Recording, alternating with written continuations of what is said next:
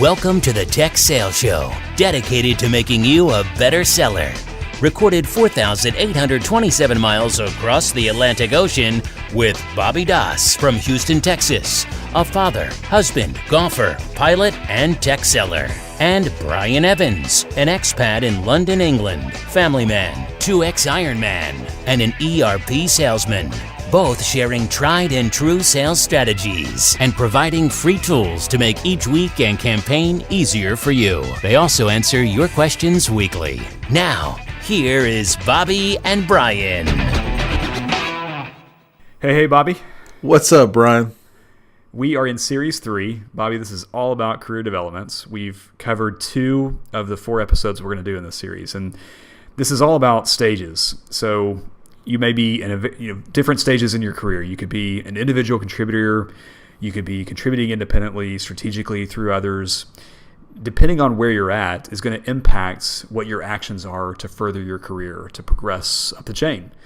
So in the first 2 episodes in this series, like I said, we've covered contributing dependently, which, Bobby, contributing dependently basically means the business is investing in you. Maybe you've got a mentor that's sitting with you, listening in on your phone calls if you're in inside sales. If you're a sales rep, maybe they're investing in you for training for a month, 3 months. Maybe you're on a commission draw program. But basically, you're not providing or producing gross profit back to the business. So they're making an investment in you that they expect to get some sort of return in. So obviously, being in that stage, it's going to be your career aspirations are still going to be there, but the things you need to be executing on are going to be variable based on where you're at. The second one we talked about was contributing independently. This effectively means you've been in that dependency stage maybe for a year, maybe for 2 years. Now you're providing revenue back to the business. You're contributing gross margin back to the business. You're helping newcomers come into the organization. You're building up your mentor network. That was the last series that we talked about. Bobby, what are we going to cover today? Today's episode is all about contribute strategically, and we'll dive more into that throughout the episode. In the next episode 4 of this series, we're going to talk about contributing through others, which is really that manager role and or a manager of managers role.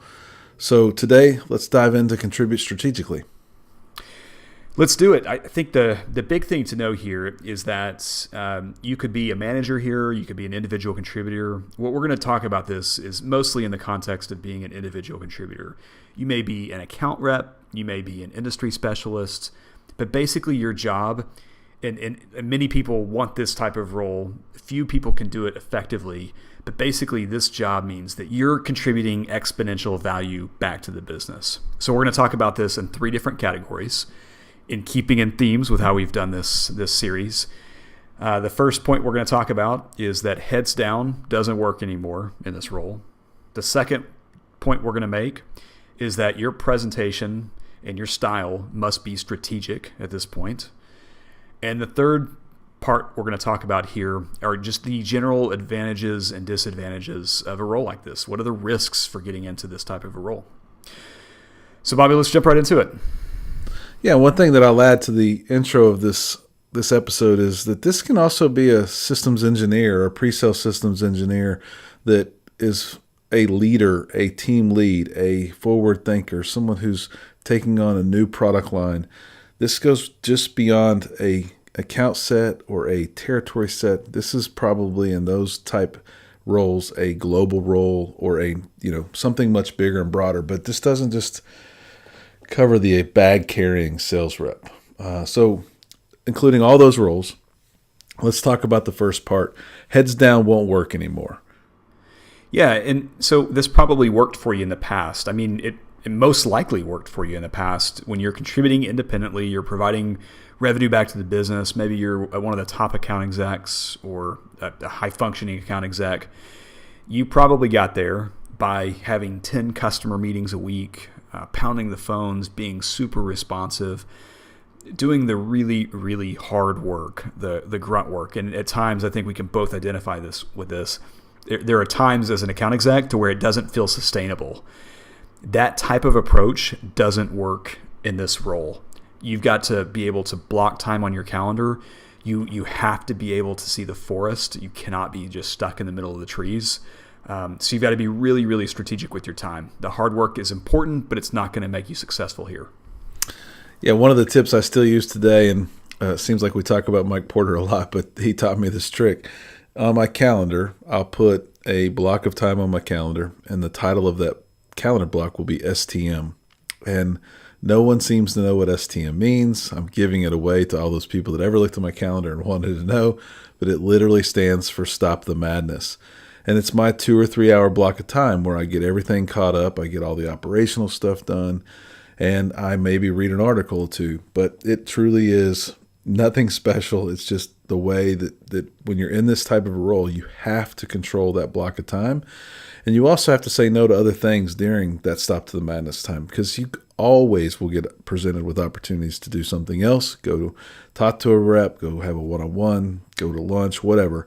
Don't give up that time where you block it out. Yeah, Bobby, you and I were talking, it was a few days ago, and we were talking about both how busy we were just with work and with just life in general. And you talked about how, and correct me because I'm going to missay this, but you talked about how it's good for you to be in this spot because you know you're going to be most focused on the top, most important things. And that's got to be your mindset when you're in a role like this. Yeah, I think it was 3 or 4 days ago. I feel like I'm at a point where I'm most overwhelmed for a lot of different reasons. It's not just my day job. It's a few side projects I have outside of work. It's this. I think we were recording a couple episodes on that day. And I had some deliverables for you. I had some deliverables for work. I had some deliverables for these outside projects. I had family things that I need to accomplish. And my to-do list was so long, it wasn't all going to get done.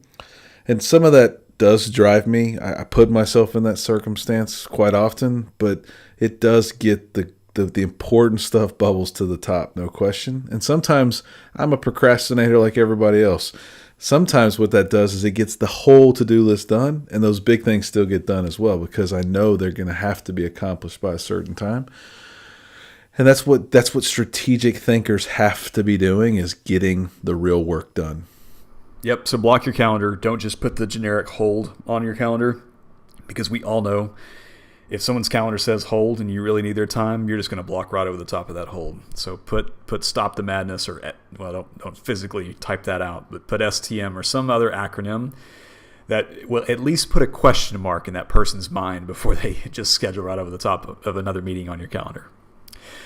The second point here, and this is all about, we're covering 3 things here: contributing strategically. The first point is heads down, doesn't work anymore. Another point we'll make here is that you need to be reading and listening. So if you're in this role, the company expects for you to not just digest the corporate decks and repeat the corporate decks and ideas. You need to be building that stuff. And the only way you're going to be able to build that type of material and contribute strategically to the business is by getting outside opinions, understanding what's happening in the industry. Find a good author. We were just talking about some of your favorite authors, Bobby, and some of my favorite authors. Those people need to be very present in how you listen to and what you're listening to and reading during the quiet spaces on your calendar. Yeah, I think what I would add there is competitive information, really understanding what the customer thinks of the product or industry or solution that you're involved in. You know, I'm in Houston. There's a million people that are around the oil and gas industry within a 10, 15 square mile of downtown. And regularly I hear people talk about knowing the oil and gas industry. I'll ask them a simple question about upstream, midstream, or downstream, and they don't even know how to computate what those 3 words mean, which really is the oil and gas industry at a bare minimum. But then you start talking about other things across those 3 segments of the oil and gas continuum, and they won't know those things. So know your industry around you. Read about that. There's a great book called Oil that is 900 pages that's mind-blowingly boring, but it'll teach you the oil and gas industry. Watch YouTube videos on your industry. But then it's the products and the services that compete with you. You know, customers are meeting with your competitors every day in some facet or another, whether they're reading them on the web from a Google search, or they're watching the demo that you have on your website, on their competitor's website. All those things come together to formulate a viewpoint that the customer has, that you, as the vendor and or company person for your company, will never have that view. Seek those to understand them, not to just beat the competition, but to understand what the customer's viewpoint is. What do they like about the competition? That will continue to grow in your mind and build that corporate strategic deck that you're responsible for in this role. Good. I love it. The second point we'll make here, second broad point I should say, that we're going to make here under heads down won't work anymore, is that you need to, your measurement of success is going to look different here. As an account executive or an inside salesperson, you're probably looking at metrics on a monthly basis, on a quarterly basis, certainly on an annual basis. In this type of a role, success is it could span several years. So What? You mean I don't have my quarterly number to call in this role? I like that a lot.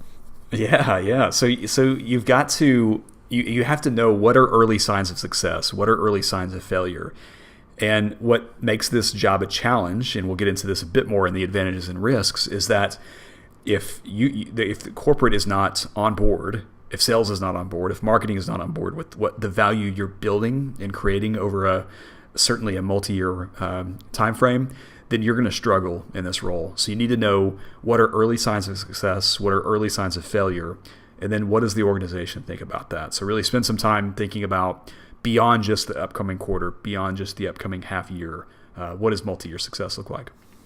Yeah, I think you were involved in it, Brian, but a previous company we were at, the leadership team, decided to invest in something called the 4 Dimensions of Execution. It's a Franklin Covey leadership program. It's learning, it's training, but the 4 Dimensions of Execution, really the fundamentals there are that it's much like anything else we want to accomplish in life. The big example would be lose weight. I think everybody's tried to lose weight at some point or another. You don't just lose weight by jumping on a scale every day. And that's similar to the way you would act in this role. You have to think about what's the steps I can do today to take in fewer calories or output more calories.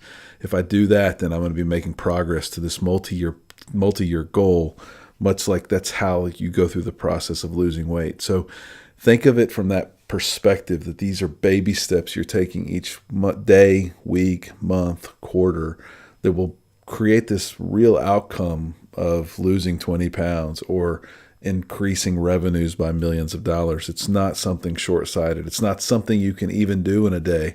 The analogy of have 9 women do 1 month of the pregnancy so you can have a baby in 1 month, that's never going to work. This role is the journey. It's the marathon. It's not the sprint. Good stuff. Okay, the second point we're going to cover here, Bobby. So we're talking all about contributing strategically to the business. This is one of the 4 stages. This is the third of the 4 stages. The first one we talked about was the heads down approach won't work anymore. The second one we're going to talk about is presenting strategically. And this is more than just learning and getting better at speaking in public. At this point, you should be good at that. You certainly should be confident enough in whatever your skill set is to be able to confidently speak in public, be good at it, be able to articulate your points well. But Bobby, this is all about prioritizing and sequencing your thoughts. And I think Phil Sorgen was a guy we worked for at Microsoft years ago. And one thing he probably didn't come up with, this is probably a principle that's existed for decades, but it was new to me, is he always talked about prioritizing and sequencing your thoughts in 3s. He said everyone can digest things in 3s. So when you're building out your argument, when you're making your pitch, you need to be really clear, really concise, and you need to be able to talk in 3s when it comes to your points. Funny, we have 3 categories today that we're talking about, Mr. Evans. And it's really stuck with me. It's a really great way to clear out ambiguity whenever you're building out any sort of presentation. Well, the other thing that I've probably done or been known for maybe in my corporate roles is challenging the status quo. You know, I've always struggled a little bit with a bunch of people in one city who see each other every day coming up with the decks and the messaging that's going to flow across many different cultures and cities and organizational types across the United States and or the globe. You know, you have to be the guy or the girl on the team now that can present things strategically with the corporate deck, but with your local market in mind, with your local industries in mind. And you can't just take what you get and regurgitate it and hope for the best. You have to be that leader in role that's changing that deck to strategically make an impact on your partners, on your customers, and on your industries that you serve on a daily basis. And we covered this a bit in the first section, but you really have to get back to reading. The only way you're going to really raise your game is by broadening your viewpoints. So pick an author, pick a group of authors that you haven't traditionally spent time, reading or listening to. I don't always have time to grab a book and sit in a corner, but I almost always have time to have my Apple AirPods in. Is that what they call it? Earbuds? Yeah, that's AirPods. And have those in on the train and listen to the latest book. But you've got to get back to reading if you've gotten away from it. Pick a new author, pick a thought leader, publish content. And you're not going to be great at it early on, but you can get better and better and better at it. Certainly, this role is going to demand that. Certainly, you're going to be contributing through corporate decks and that internal information, but you need to be seen as a visible industry leader, both internally and externally. If you're in this role, the company is probably putting you in front of big prospective customers. That prospective customers wants to know they're meeting with a heavy hitter. If they go to your LinkedIn page and they see a bunch of blank spaces there, what are they going to think about you or what you could potentially bring to their business? If you don't know what to read or don't have any ideas on what you should be reading, there's millions of reading lists on the web. We are doing book reviews on our website, bobbyandbrian.com. There's some probably good options out there, but there's always a reading list that you can gather from. And then just go to Audible, just go to Amazon and find a list of books as well. I would be happy to recommend some books for you personally. My name's Bobby, and you can reach me at bobbyandbrian.com. There's plenty of good stuff to read out there to make you better in this role for sure. The final point under this, Bobby, is being a master at objection handling. And we think about this well beyond what a rep could do, right? As a rep, we've been confronted with hundreds of objections. But you've got to, as a senior leader, as a strategist in the business, be able to slow the conversation down and really be a master of the messaging and make it real. The prospect that they're probably in front of, they're going to be able to see through a thinly veiled or a poorly coached executive here. You've got to be really good at it. The only way you're going to get really good at it is by doing it all the time and practicing it all the time and anticipating what those questions might be. You can't show up and just get lucky in these meetings. The thing that I worked on in these type of roles is with my peers and the groups around me, asking them to challenge me with the objections they've been getting and the stories they've been telling to solve that. What that does is it gives you in the strategic role 10x the opportunity to respond to and to hear how others are responding to those objections and those messages. Customers are going to negotiate. They're going to ask for more. They're going to throw the competitor's FUD back at you. And you have to be the guy or girl on the team that is able to succinctly consume that message or objection and replay in such a way that the customer believes you're going to solve for it or overcome that objection, and that your low risk, whatever it is that you're selling, service, product, solution, so that they feel comfortable parting ways with their money to buy into your solution or thought process. Yeah, and a tactic to do this, it really is to slow that conversation down. You clearly have to know your technology, whatever it is you're selling. You have to know it inside and out. You must be an expert. But there's a lot of negotiation skills that you need to get up to speed on. And ideally, you've experienced this. You've experienced these types of challenges as an account executive. You've gained this experience over many years. If you haven't, and you're kind of in this role, and you haven't been put in front of a lot of customer-facing type activities, you really need to anticipate the challenges. You need to be meeting with the account executives to work out what it is that is coming up in these sales cycles, because they are going to look across the table to you, to your point, Bobby, and they're going to have some sort of risk concern, and you need to be able to calm those concerns with something that's very confident. Yep, so let's jump into the third of these three sections that we're covering today. First, we covered heads down won't work anymore. We covered present strategically. We just wrapped that one. And now we're going to discuss the advantages and risks of this role or this stage of your career. One of the risks that not many people probably think about before they jump into it is the risk of being pigeonholed into this role. Look, the company invested in you early on when you were contributing dependently. Then you were a rock star, we assume, when you contributed independently. And now they're somewhat investing in you again to let you have this multi-year role to come up with this message and these objection handles and these presentations. What happens when you're the only person that can do that? You become the only person that can do that.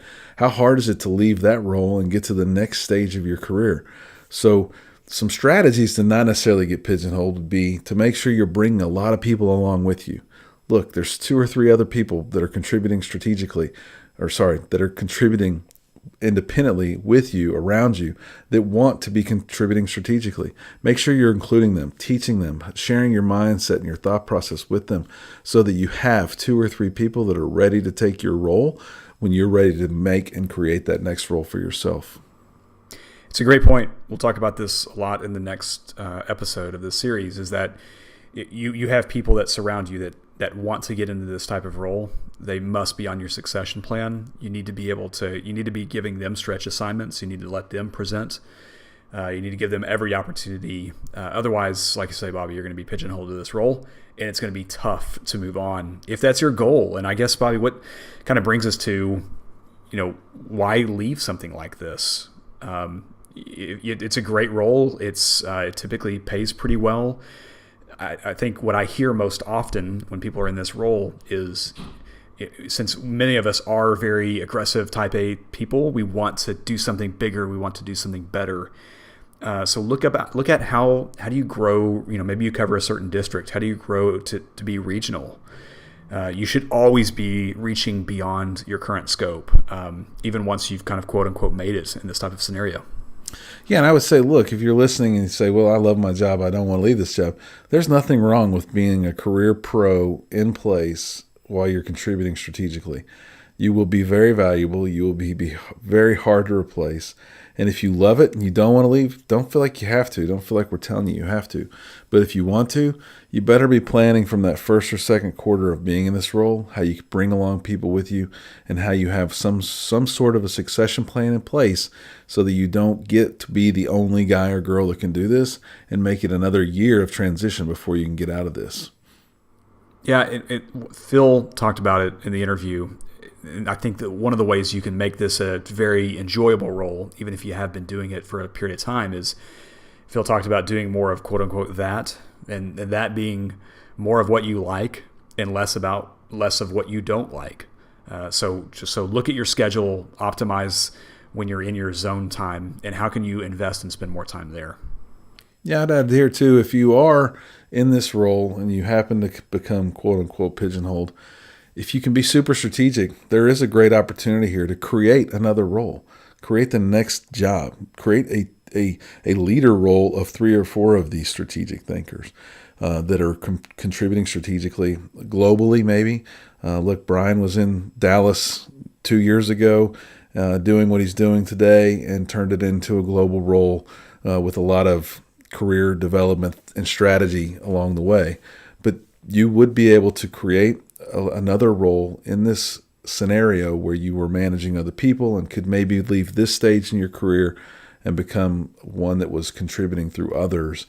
But be thinking about it. Don't get stuck if you don't want to get stuck. It is really the biggest risk. So, Bobby, with that, don't forget the 5 questions quarterly that you need to be asking. As we talked about on the previous episodes, we've got under bobbyandbrian.com/tools, we have a career development workbook. This asks you 5 questions. Who am I? Don't lie about it. Be truthful about who you are. What value are you contributing? What do you do well? What can you do? Like what Phil talked about, do more of quote unquote that. What do you enjoy doing? We talked a lot about what you enjoy doing. If you're in your zone, keep doing that. What do you not enjoy doing? Make sure that you keep track of those things too, so you don't accidentally take a role that's going to be 90% of one of those things you don't enjoy doing. Yeah, and just so you're never getting stuck in sort of in just doing status quo, always question yourself. Ask 2 questions. What experiences do I need to add? And what feedback do I need to better ingest? These are something, again, we've provided a workbook for you to track this over a period of time. I always joke that I'm great at convincing myself 2 years after I didn't enjoy something that I might enjoy it 2 years later. By having this documented, I've done it for years and years. By having this documented, you can keep yourself out of potentially a bad situation and maybe find something really that you love doing that you kind of got away from, that maybe you could find your way back to it. I would also throw out real quick that hiring managers are salespeople, and they are going to make you feel like this role is the greatest thing ever. Yeah, you might have to do a little bit of that thing you don't like, but don't worry about it. If you could only imagine how many people I've interviewed that are doing 100% travel when they said they'd only be doing 10% travel, etc. Don't let that future hiring manager talk you into doing something you really don't like doing. Refer back to your notes, refer back to your workbook, and make sure you make those right decisions. Great. Thanks, Bobby. So everyone, thanks for listening. Thanks for the feedback. Please keep it rolling in. Send us a note on Facebook. It's at Bobby Bryan Sales, both on Facebook and Twitter. Send us an email, info@bobbyandbryan.com. Thanks very much for your feedback. Everyone, have a great week. And as always, don't forget, average is the enemy. Thanks. Thanks.